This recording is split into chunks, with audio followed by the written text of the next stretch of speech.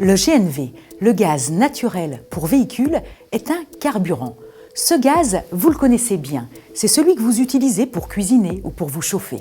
Oui, rouler au gaz naturel, c'est non seulement possible, mais c'est aussi économique et écologique.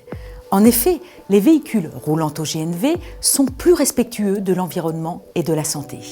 En moyenne, ils émettent 20% de CO2 en moins que les véhicules essence et jusqu'à 85% de particules fines en moins que les véhicules diesel construits avant le 1er septembre 2014.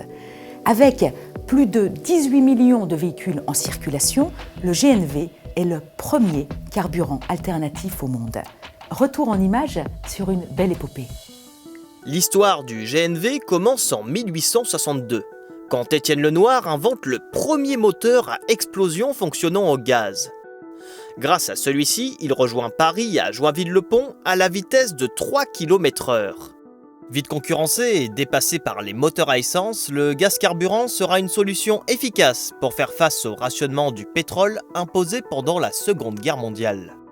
Dans les années 70, suite au premier choc pétrolier, le gaz carburant sera de nouveau plébiscité, notamment pour des raisons économiques.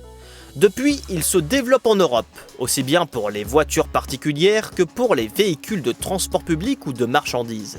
En France, ce sont les usages professionnels qui propulsent le marché. 2/3 des collectivités de plus de 200 000 habitants utilisent déjà le GNV pour leurs bus ou bennes à ordures ménagères.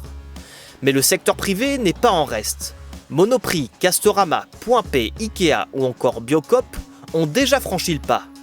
Keolis, quant à lui, opère la plus grande flotte de cars et autobus roulant au GNV, soit 998 véhicules. Mais Carrefour va encore plus loin et utilise désormais du biométhane carburant ou bio-GNV pour faire rouler sa flotte de camions de livraison. En 2030, la FGNV prévoit en France un réseau de 1500 stations qui permettront de ravitailler près d'1,7 million de véhicules GNV. Voitures particulières, utilitaires, transports en commun ou poids lourds. Nous avons en France toutes les compétences nécessaires pour arriver à ce résultat.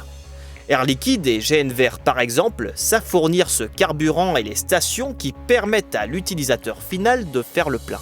Si le GNV est d'ores et déjà une solution efficiente pour une mobilité durable, cette filière peut aussi contribuer à l'autonomie énergétique des territoires et créer des emplois. Comment ? Grâce à la version renouvelable du GNV, le bio-GNV issu de nos déchets organiques recyclés.